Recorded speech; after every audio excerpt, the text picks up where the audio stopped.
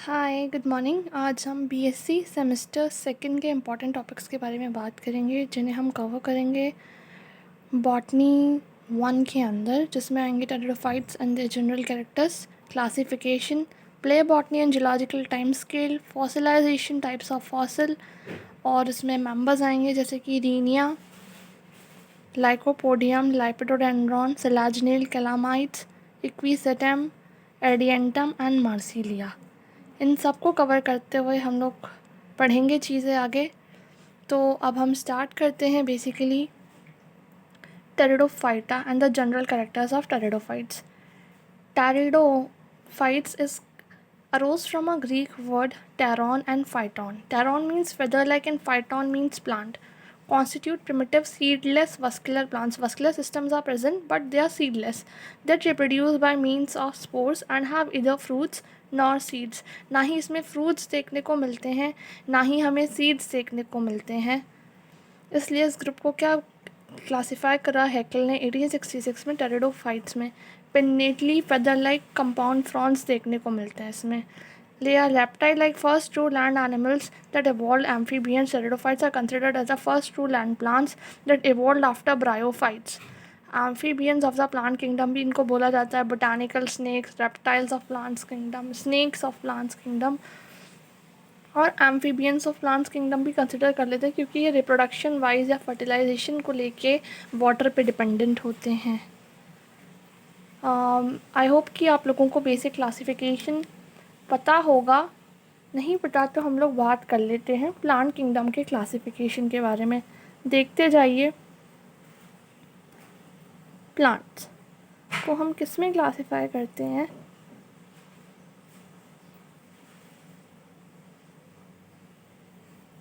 थैलो,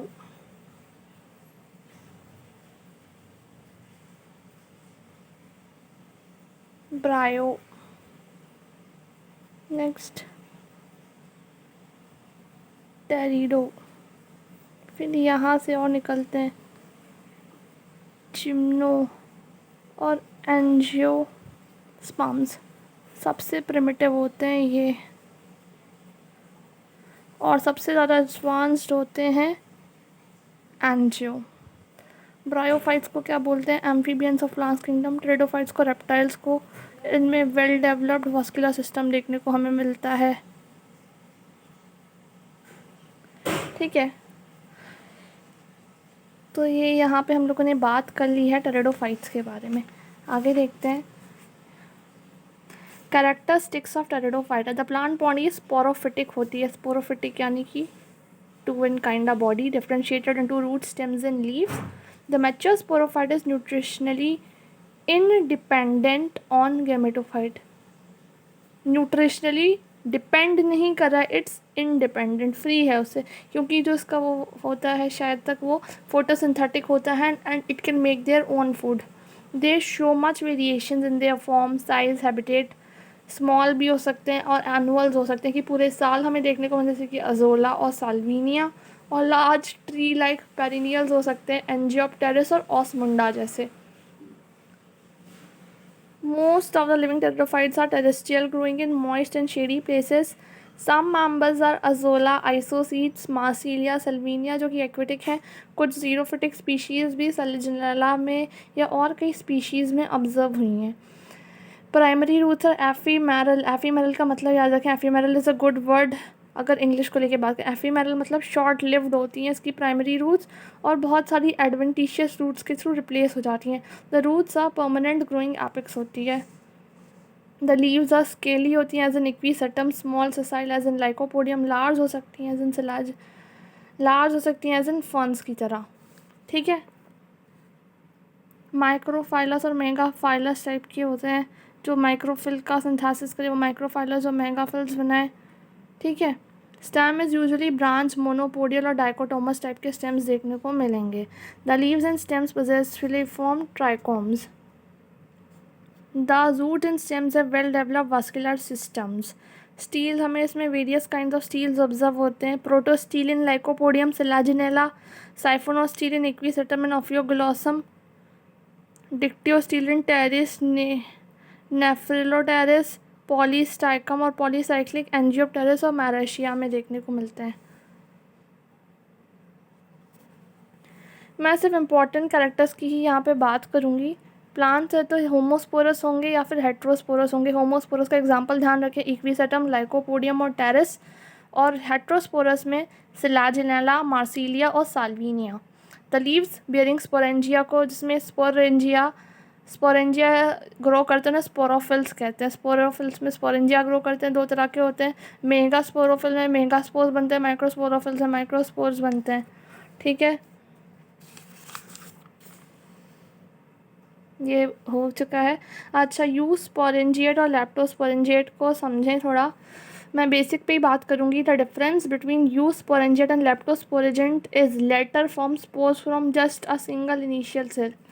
इसमें स्पोर कैसे बनते हैं? एक सिंगल इनिशियल सेल। लेटर मतलब लेप्टोस्पोरेंजिएट की बात हो रही है, बाद वाले की, है ना। यूज स्पोरेंजिएट में produces spores by multiple initial cell। तो this is a basic difference between eusporangiate and लेप्टोस्पोरेंजिएट।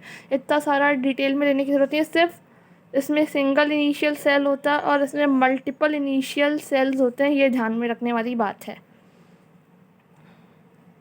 अच्छा, spore wall is differentiated into an outer exine and inner intine. Exine consist एक्टिन की बनी होती है इसमें, ठीक है।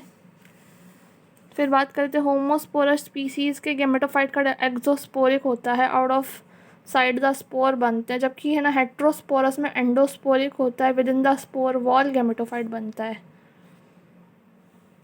ठीक, तो this point is also important. Let's move ahead. हाँ, देखिए, pteridophyte show a typical heteromorphic alternation of generation.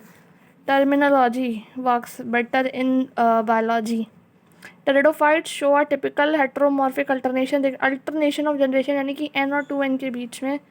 The main plant body is sporophytic and forms dominant phase in the life cycle। Sporophyte dominant होता है, sporophyte यानी कि 2n is dominant।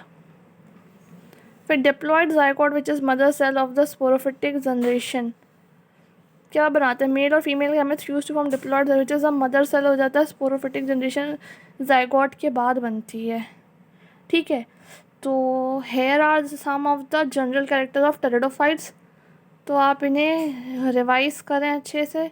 लिखे सारे points हुए हैं बुक में, लेकिन मैंने अपने अकॉर्डिंग इम्पोर्टेंट बताए।